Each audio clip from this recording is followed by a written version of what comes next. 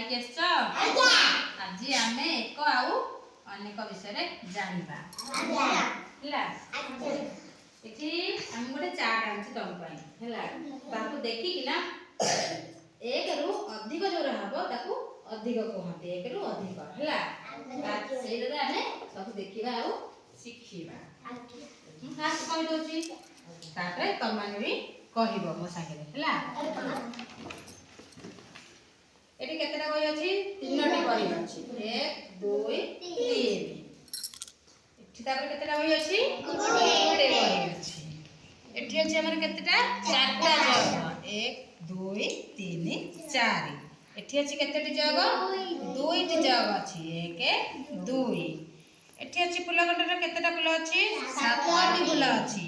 1 2 3 4 5 6 7। ଏଠି ଅଛି କେତେଟି? 3ଟି ଫୁଲ ଅଛି। 1 2 3।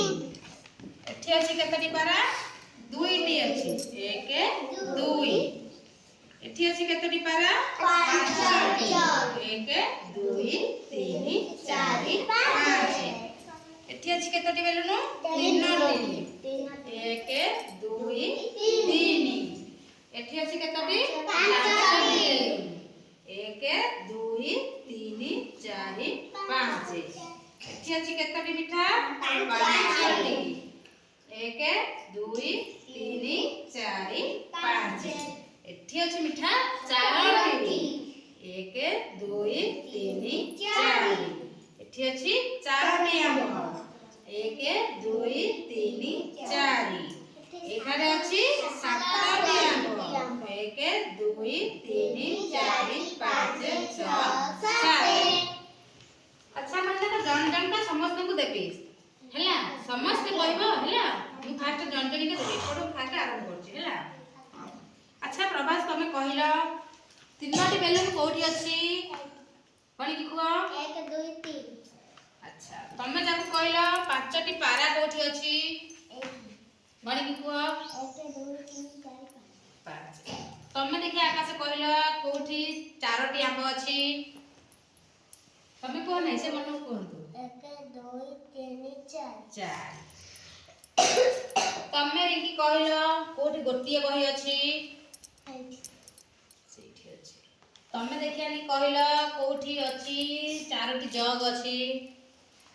1 2 3 4। ତମେ ଦେଖିଆନି କହିଲ ରାଜଲକ୍ଷ୍ମୀ କୋଉଠି 7ଟି ଆମ୍ବ ଅଛି? 7ଟି ଆମ୍ବ କୋଉଠି ଅଛି? 1 2 3 4 5 6 7। 7ଟି ଆମ୍ବ।